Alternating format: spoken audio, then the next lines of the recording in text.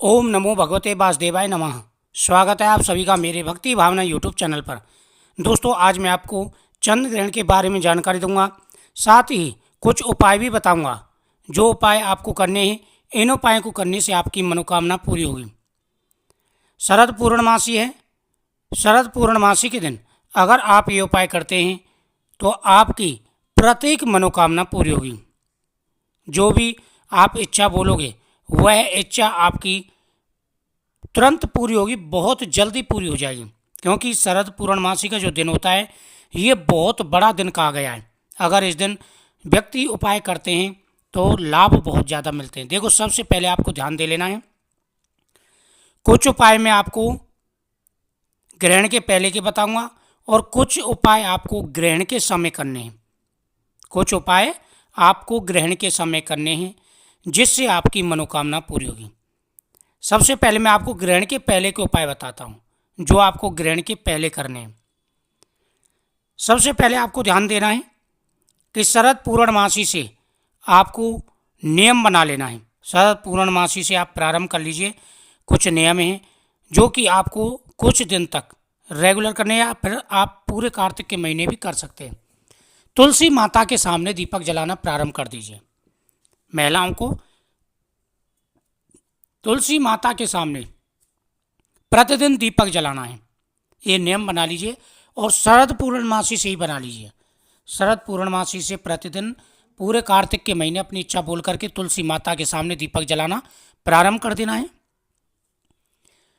दूसरा उपाय, आपके प्रत्येक कार्य में रुकावट आ रही है, आपकी मनोकामना पूरी नहीं हो पा रही, तो आपको पीपल वृक्ष के नीचे दीपक जलाना और वहां पर आपको 7 परिक्रमा प्रतिदिन देनी है। ग्रहण काल में गर्भवती महिलाओं को 5 बातों का ध्यान रखना है। आप स्क्रीन पर देख रहे हैं, लिखा हुआ है मैंने। जगह अग्नि ना जलाएं, फल सब्जी ना काटें, सोना नहीं चाहिए, खाना नहीं खाना है, नाखून बालना आदि ना काटें, कैंची छुरी बिल्कुल ना चलाएं। इन चीज़ों का गर्भवती महिला को ध्यान रखना है। पेट पर गेरू लगाना है, इन चीज़ों का ध्यान रखना है।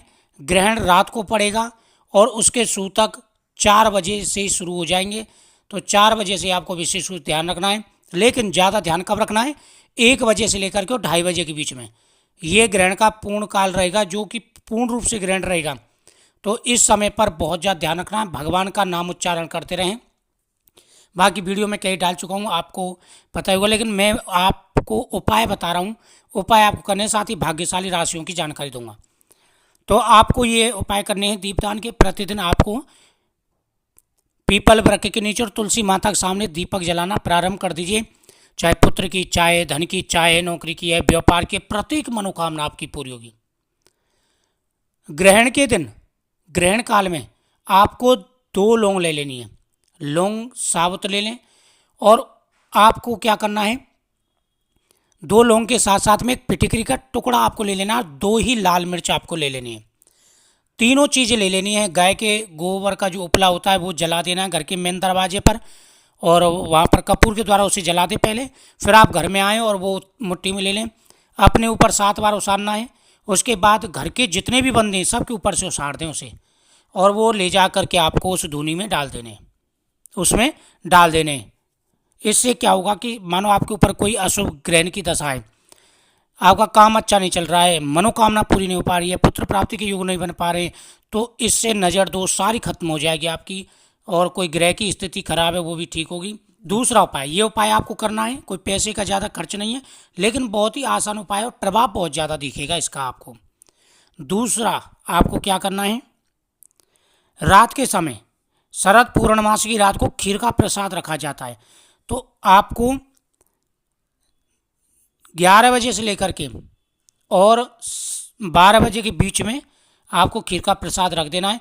लेकिन 4 बजे से पहले बना लेना है खीर का प्रसाद, और 4 बजे खीर का प्रसाद बना के उसके अंदर तुलसी का पत्ता आपको डाल देना है, और फिर आप रात को 12 बजे से पहले वो प्रसाद वहाँ रख करके उठा लीजिए। इससे ग्रहण का अशुभ प्रभाव भी उस पर नहीं रहेगा और आपकी मनोकामना पूरी होगी, क्योंकि ये प्रसाद बहुत ही शुभ माना जाता है। जो व्यक्ति इस प्रसाद को खाते हैं उनकी मनोकामना पूरी हो जाती है। शरीर निरोग रहता है, कभी किसी भी प्रकार की कोई परेशानी नहीं आती शरीर में, हर प्रकार की मनोकामना पूरी हो जाती है। और पुत्र की प्राप्ति भी होती है। अगर खीर का प्रसाद आप भगवान के सामने रख करके और फिर चंद्रमा की चांदनी में रखते हैं, फिर उससे ला करके भगवान के सामने रख के संतान गोपाल मंत्र का जाप करके उसे खा लेते हैं तो अवश्य ही संतान का सुख प्राप्त होता है। ये छोटे छोटे से उपाय हैं जिनका प्रभाव बहुत ही ज़्यादा है। अगली बात का ध्यान रखना है आपको कि ग्रहण काल में जब ग्रहण चल रहा हो तो माता लक्ष्मी के सामने दीपक जरूर जलाना है रात को, लेकिन गर्भवती महिला और उसके हस्बैंड दीपक ना जलाएं। घर में बाकी वैसे जला सकते हैं।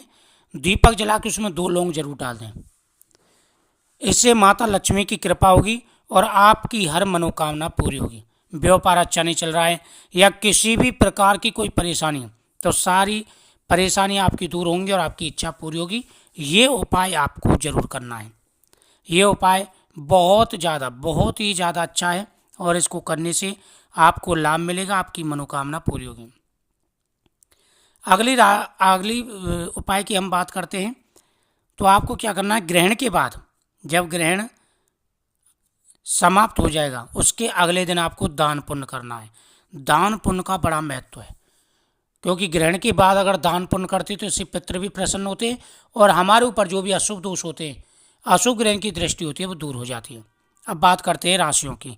देखो ये ग्रहण मेष राशि में पड़ने वाला है, अश्विनी नक्षत्र में पड़ने वाला है, तो मेष राशि वालों को विशेष ध्यान रखना है, सावधानी रखनी है।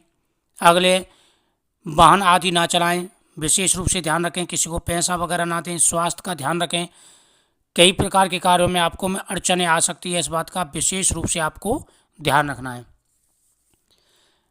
मेष राशि, कर्क राशि और मीन राशि, ये 3 राशि ऐसी हैं जिनको विशेष रूप से ध्यान रखना होगा।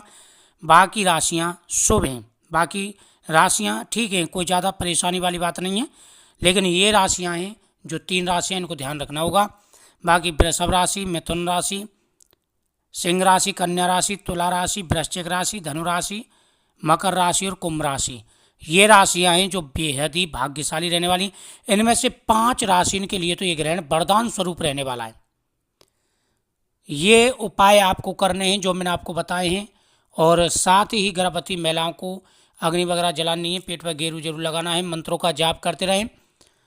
टेंशन किसी बात की ना लें, किसी बात को लेकर के कोई टेंशनबाजी आपको नहीं लेनी है, इस बात का विशेष रूप से आपको ध्यान रखना है। मुझे उम्मीद है आपको ये जानकारी बहुत ही अच्छी लगी होगी, विस्तार से मैंने आपको बताया है। उसके बाद अगले दिन से कार्तिक का महीना प्रारंभ हो जाएगा, तो कार्तिक के बहुत सारे उपाय आप तक पहुंचेंगे, राशियों की जानकारी पहुंचेगी कि कार्तिक के महीने में कौन सी राशियां हैं जो बेहद ही भाग्यशाली रहने वाली हैं। जो भी चैनल पर पहली बार है, चैनल को सब्सक्राइब जरूर कर लें, बगल में बेल आइकन बटन को जरूर दबाएं हर वीडियो का नोटिफिकेशन पाने के लिए। साथ ही ग्रहण के बाद में सफ़ेद वस्तु का दान करना है, चीनी, चावल, आटा, दूध, जैसे भी हो सके दान जरूर करें। ओम नमः शिवाय।